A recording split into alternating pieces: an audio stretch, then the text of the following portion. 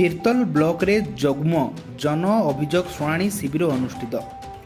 जगतसिंहपुर जिला प्रशासन पक्षर जुग्म जन अभियोग शुणाणी शिविर तीर्तल ब्लॉक कार्यालय सभागृह अनुष्ठित हो जाइछि।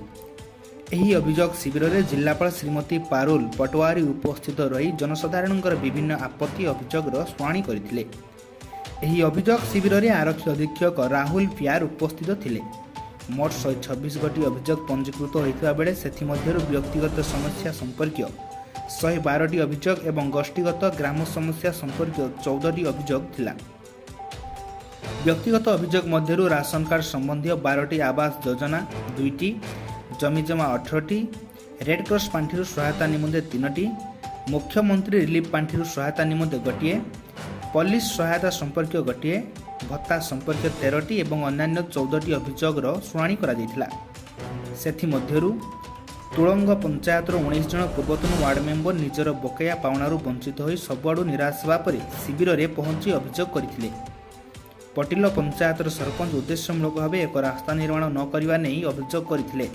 बीजेपी सारला मंडल युव मोर्चार उपसभापति प्रशांत साहू अभियोग करथिले।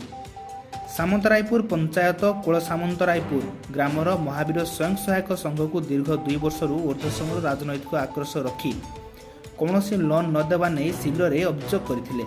48टी अभियोग तत्कालीन फैसला करा जायतिला।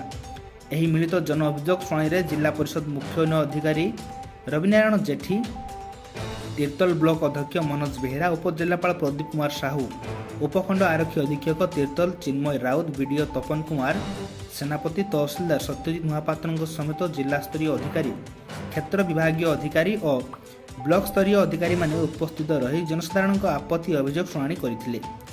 तीर्तलु सुचित्रा ओझांक रिपोर्ट, सठिक खबर। अन्नपूर्णा साहू मुकुल सामंतरायपुर जने कौन अभियोग कौन थिला आसले कौन हम अभियोग नहीं आसला हम ग्रुप 10-12 वर्षर ग्रुप हेले आम कौन माने जेबे बैंक लोन नहीं जो आम भल भाव ऋण नियो सुझो आम ग्रुप एबे बैंक लोन दबा राजी अच्छी सीआरपी आउ एमबीके आ बैंक मित्र ये माने लोन हमर करै दउना ग्रेडिंग पेपर ओ पंचायत आपन को उत्तराखंड पंचायत केते थोर आइले अभियोग सुनानी कि ना फास्ट आइ नहीं नहीं आम तांको पाखु तो बहुत थोर चलिलो का आम सीआरपी को पाखु असीमा साहू आ एमबीके सरपंच जणे सरपंच को आम लिखित आकार जणीलु हेले किंतु से आमर रखी नथिले कहले जे नाई तमे चलो आमे सेठी बुझिबु आउ किछि लिखित आकार देथिलु ताको ग्रहण करले बर्तन कोन कहले कलेक्टर कोन कहले हम कहले जे तमे जाओ आमे एटा तम गां रे बसि के डकै के आउ ताको फाइनल कर समस्या है हमको लोन दो नांती हो हमर किंतु ग्रुप केते दिन हेला लोन ना हमको एटी 2 वर्ष होला हम बहुत चले दास गोविंदपुर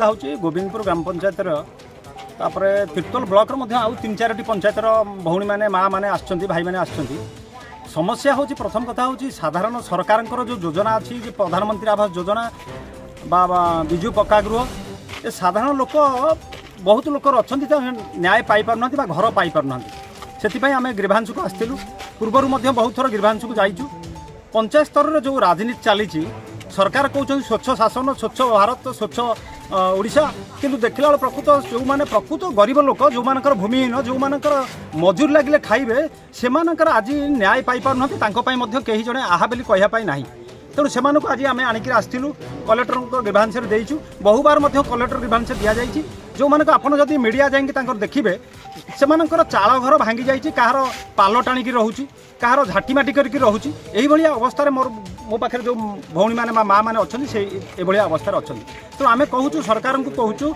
सरकार जो कहते जे बहुत बड़ बड़ कथा बहुत डिंडी में फिटुँच आम स्वच्छ अच्छू न्याय अच्छू ठीक कथा करूँ तल स्तर में ग्रास रुट्रे सब माँ मानक महिला मानक बहुत महिला बहुत सरकार ओडिशा सरकार बहुत कांदुचंती बहुत मिशन शक्ति करुँच कि प्रकृत ग्रास रुट को आसी देखूँ आम आपण मीडिया माध्यम कहूँ ग्रास रुट को आसी देखूँ प्रति पंचायत को प्रति वार्ड को जातु जे कौ भाई अवस्था साधारण गरीब लोकटे अच्छी तार दुखटा को बुझापी किंतु भोट नेला विभिन्न प्रकार योजना कर विभिन्न सेटा खाली ना को मात्र कार्यकारी किसी हो नहीं तेणु आम आज ग्रीभांश देचु जदि ग्रीभांश कार्य न हुए 10 दिन भितर आम बाध्य हबु ଆଇନର ଆଶ୍ରୟ ନେବା ପାଇଁ।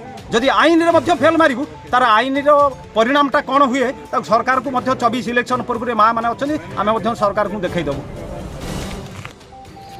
ଆମ ଗ୍ରୁପ୍ ଏଥିପାଇଁ ଗଣ୍ଡଗୋଳ ହେଇଛି ଯେ ମହାବୀର ଗ୍ରୁପ୍ରୁ କହୁଛନ୍ତି ଯେ ଆମର 2 ଜଣ ବାହାରିବେ, କହୁଛନ୍ତି 2 ଜଣ ବାହାରିଲେ ତାପରେ କହୁଛନ୍ତି 5 ଜଣ ବାହାରିବେ। ଏମିତି ଆମେ ବାହାରିବୁ କ'ଣ ପାଇଁ? ଆମର କ'ଣ ସେ ଖାଇ ଯାଇଛନ୍ତି ନା ଆମେ ତାଙ୍କର କ'ଣ ନେଇଯାଇଛୁ? ଆମେ କ'ଣ ପାଇଁ ବାହାରିବୁ? ସେଥିପାଇଁ ସେ କହୁଛନ୍ତି ଆମେ ତୁମକୁ ଲୋନ୍ଟା ଦେଇପାରିବୁ। ସେମାନେ ଯେଉଁ ବିଜେଡ଼ି କଂଗ୍ରେସ ମାନେ ଏଇସବୁ ଦଳରେ ସେମାନେ କହୁଛନ୍ତି ତୁମେ ବାହାରିଛ। ସେ କହୁଛନ୍ତି 2 ଜଣ ବାହାରିଯିବେ। ସରପଞ୍ଚଙ୍କ ସ୍ୱାମୀ କହୁଛନ୍ତି ସେମାନେ ବାହାରିବେ। ସେ କହୁଛନ୍ତି ଯେ ପାର୍ଟି ସଦସ୍ୟ କହୁଛନ୍ତି କେଉଁ ପାର୍ଟି କଥା କହୁଛନ୍ତି? କଂଗ୍ରେସ ବିଜେଡ଼ି ପାର୍ଟି ସଦସ୍ୟ। ବର୍ତ୍ତମାନ କ'ଣ ଚାହୁଁଛନ୍ତି ଆପଣ? ଆମେ ଲୋନ୍ ନେବାକୁ ଚାହୁଁଛୁ। ଆଉ ଜିଲ୍ଲାପାଳ ଆସିଲେ କ'ଣ କହିଲେ ବର୍ତ୍ତମାନ? ଜିଲ୍ଲାପାଳ କହିଲେ ଆମେ ବୁଝିଦେବୁ, କହିଲେ ଆମେ ବୁଝିବୁ। କେଉଁ ପଞ୍ଚାୟତ? ତୁଳଙ୍ଗ ପଞ୍ଚାୟତ। କ'ଣ ଅଭିଯୋଗ କ'ଣ ଅଛି? ଅଭିଯୋଗ 2 ବର୍ଷ ହେଲାଣି ଆମେ ୱାର୍ଡ଼ ମେମ୍ବରରୁ ଗଲୁଣୁ ପଦବୀରୁ, କିନ୍ତୁ 4 ମାସର ଦରମା ଆମେ ପାଇନାହୁଁ। ତେଣୁ ଆମେ ସେକ୍ରେଟାରୀଙ୍କୁ ଅଭିଯୋଗ କରିବାରୁ ସେକ୍ରେଟାରୀ ଆମକୁ କହିଲେ ଯେ କି ଆମେ ଫାଇଲ୍ ପାଉନାହୁଁ। ତେଣୁ ଆମେ ଆଜି କଲେକ୍ଟରଙ୍କୁ ଗ୍ରିଭାନ୍ସରେ ଦେବା ପାଇଁ ଆସିଛୁ, ଆଜି ଅଭିଯୋଗ ଜଣାଇବା। ଆଗରୁ ଜଣାଇଥିଲେ? ନାଇଁ, ଆଗରୁ କଲେକ୍ଟର କ'ଣ କହିଲେ? କଲେକ୍ଟର କ'ଣ କହିଲେ? ବିଡ଼ିଓଙ୍କୁ ଜଣାଇଥିଲୁ, ଆଉ ସେକ୍ରେଟାରୀଙ୍କୁ ଜଣାଇଥିଲୁ। କଲେକ୍ଟର କ'ଣ କହିଲେ? କଲେକ୍ଟର କହିଲେ ବୁଝିବ ବୋଲି। ମୋ ନାଁ ପ୍ରଶାନ୍ତ ସାହୁ, ପଟିଲ ପଞ୍ଚାୟତ ବାସିନ୍ଦା। ମୋର ରାସ୍ତା ଗୋଟିଏ ହେବ ବୋଲି 120 ଫୁଟ ମାତ୍ର ରାସ୍ତା। ସେ ରାସ୍ତା 7 ବର୍ଷ ହେଲା ସରପଞ୍ଚ କୁହାହେଉଛି। ସେ ସବୁବେଳେ କହନ୍ତି ହଁ କରିଦେବି କହୁଥିଲେ। ବର୍ତ୍ତମାନ କହନ୍ତି ମୋ